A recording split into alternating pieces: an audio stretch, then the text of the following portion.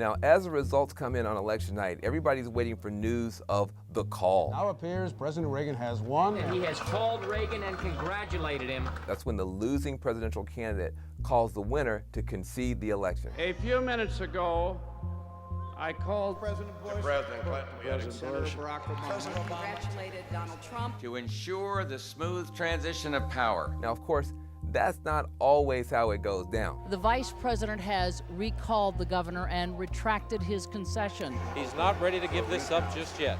Election night is just the start of what can actually be a very lengthy process to officially pick the president, a particular risk in 2020.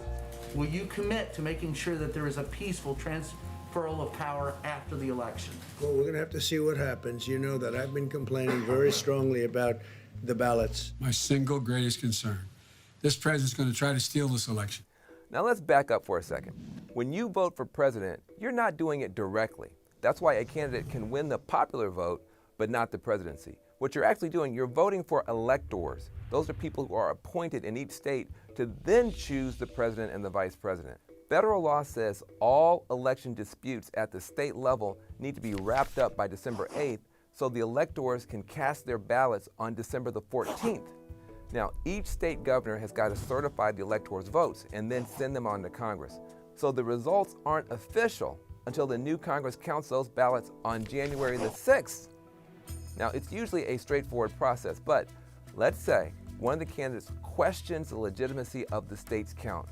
The governor could choose not to certify the electors' votes, or, though this is really unlikely, the state legislature could decide to contest the election and send a different count to Congress, meaning Congress could end up with no results or with competing results from the same state.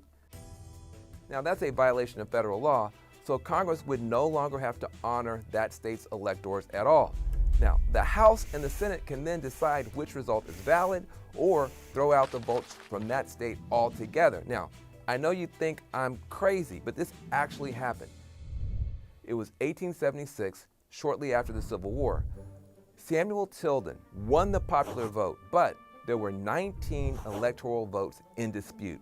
Congress had to step in and broker a compromise. Rutherford Hayes was eventually named president in exchange for the end of Reconstruction and the withdrawal of federal troops from the South. Here's where things get even more interesting. If a candidate still doesn't have a majority of electoral votes by the end of this process, the 12th Amendment says the House of Representatives decides who will be president, and each state delegation gets one vote. The Senate picks a vice president. No matter what happens, somebody has got to take the oath of office on January 20th. So help me God. If both the president and the vice president are still undecided, the Speaker of the House temporarily gets that job.